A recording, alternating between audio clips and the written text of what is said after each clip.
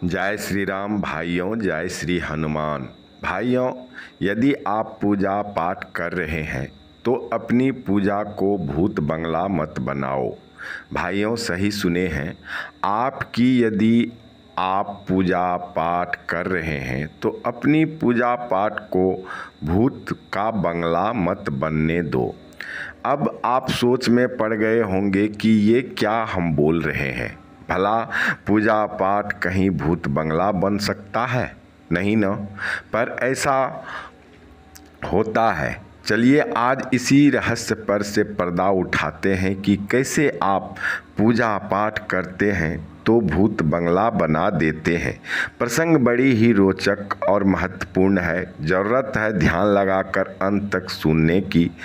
सुनने से पहले मैं ब्रजेश पाठक आप सभी भगवान के भक्त गणों का अपने YouTube चैनल पर हार्दिक स्वागत करता हूं और एक निवेदन करता हूं कि यदि आप पहली बार चैनल पर कथा प्रसंग में भाग लिए हैं तो कृपया करके चैनल को सब्सक्राइब कर लें और बेल आइकन को प्रेस करके ऑल पर सेट कर लें, जिससे कि रोज नित्य के 1 से 2 बजे के बीच श्री राम जी और इनके भक्त श्री हनुमान जी का प्रसंग नोटिफिकेशन के द्वारा आप तक तुरंत पहुंच सके।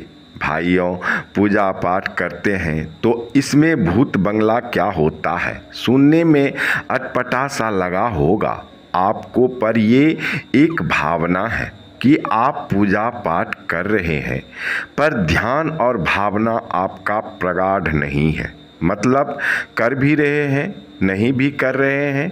अक्सर देखा करता हूँ कि इस पर व्यक्ति प्रगाढ़ रूप से अटल नहीं रहता है और हुआ फुर्सत तो किया, नहीं हुआ तो नहीं किया। कुछ दिन किया फिर छोड़ दिया। भगवान के भक्ति से जुड़ता फिर छूटता, फिर जुड़ना फिर छूटना, ये क्रमवार सिलसिला मनुष्यों के साथ अभी बराबर देखने को मिलता है। ऐसा क्यों होता है? कहीं इस पर गौर करके, कभी इस पर गौर करके हमने आपने सोचा नहीं है। सोचना चाहिए, चिंतन करना चाहिए कि श्री बालाजी हनुमान की ये क्या कृपा दृष्टि है। भाइयों इसी क्रमवार में सिलसिला का नाम भूत बंगला पाठ नाम दिया हूँ। भाइयों इसी क्रमवार सिलसिला का नाम भूत बंगला पूजा पाठ नाम दिया हूँ। ऐसा नाम देना उचित नहीं लग रहा है, पर इसके भी बड़ी कारण है। ध्यान से अवश्य सुनिएगा उस कारण को कि वह कारण क्या हो सकता है। भाइयों आप यदि पूजा पाठ कर रहे हैं तो ध्यान देंगे इन बातों पर कि आप एक सकारात्मक शक्ति का आवाहन कर रहे हैं, जिससे शक्ति उत्पन्न होती है। आपने सकारात्मक शक्ति का एक वृक्ष लगा दिया है, उसमें जल देना नित्य रोज कर्म बना लिया है, फिर बीच में छोड़ देते हैं। इससे क्या होता है? उस वृक्ष पर किसका वास होता है? निश्चित रूप से भूत बंगला का वास होता है, क्योंकि आप यदि सकारात्मक शक्ति के तरफ बढ़ते हैं तो नकारात्मक शक्ति आपसे नाराज और दुखी हो जाता है। नकारात्मक शक्ति कभी भी यह नहीं चाहती है कि आप पूजा पाठ करो। ये पूरा दम खम लगा देती है कि ये किसी तरह पूजा पाठ भजन कीर्तन बंद करे। लगातार प्रयास करते रहता है कि कब छोड़ेगा। क्यों ऐसा कर रहा है? पहले आपका कुछ नुकसान नहीं कर रहा था, पर अब आपका नुकसान भी करेगा। कि नुकसान होने पर ही ये पूजा पाठ भजन कीर्तन करना छोड़ देगा और आपके मन में भी ऐसा लगने लगेगा कि जब से हम पूजा पाठ भजन कीर्तन करना शुरू किए हैं तब से नुकसान ही हो रहा है। तभी से ऐसा हो रहा है, तभी से ऐसा शुरू हुआ है। घर परिवार के लोग भी बोलना शुरू कर देंगे कि कौन सा पूजा पाठ कर रहे हो कि नुकसान ही नुकसान होना शुरू हो गया है। पहले कितना अच्छा था, सब कुछ सामान्य था। ऐसा तो तभी से हो रहा है जब से घर में पूजा पाठ भजन कीर्तन होना शुरू हुआ है। यानी उस समय आपको कुछ समझ में नहीं आएगा, आप परेशान रहने लगेंगे, परंतु यहीं पर आपको समझदारी से काम लेना होगा, क्योंकि आज तक आप नकारात्मक शक्ति के साथ चल रहे थे। अब अचानक आप सकारात्मक शक्ति से जुड़ना चाह रहे हैं और आपका सकारात्मक शक्ति अभी उतना बड़ा है ही नहीं जो नकारात्मक शक्ति को नष्ट कर सके। तो आपको करना क्या चाहिए? इस परिस्थिति में भगवान को दोष नहीं देना चाहिए, क्योंकि बहुत सारे सामान्य भक्त हैं जो डायरेक्ट अटैक प्रभु पर कर देते हैं। ऐसा कभी नहीं करना चाहिए। न ही पूजा पाठ भजन कीर्तन करना छोड़ना चाहिए, क्योंकि नकारात्मक शक्ति यही छोड़ाने के लिए आपके साथ ऐसा कर रहा है। ऐसा व्यवहार करना इसका काम है, क्योंकि सकारात्मक शक्ति से बड़ी दुश्मनी रहती है नकारात्मक शक्ति को। वे आपस में बहुत बड़े शत्रु हैं।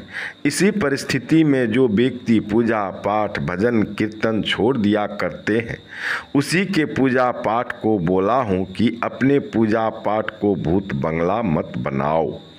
भाइयों, यदि आप पूजा पाठ भजन कीर्तन करना शुरू कर दिए हो तो कभी इसे बीच में मत छोड़िएगा, लगातार करते रहिएगा। जितना समय मिले प्रभु को दीजिए।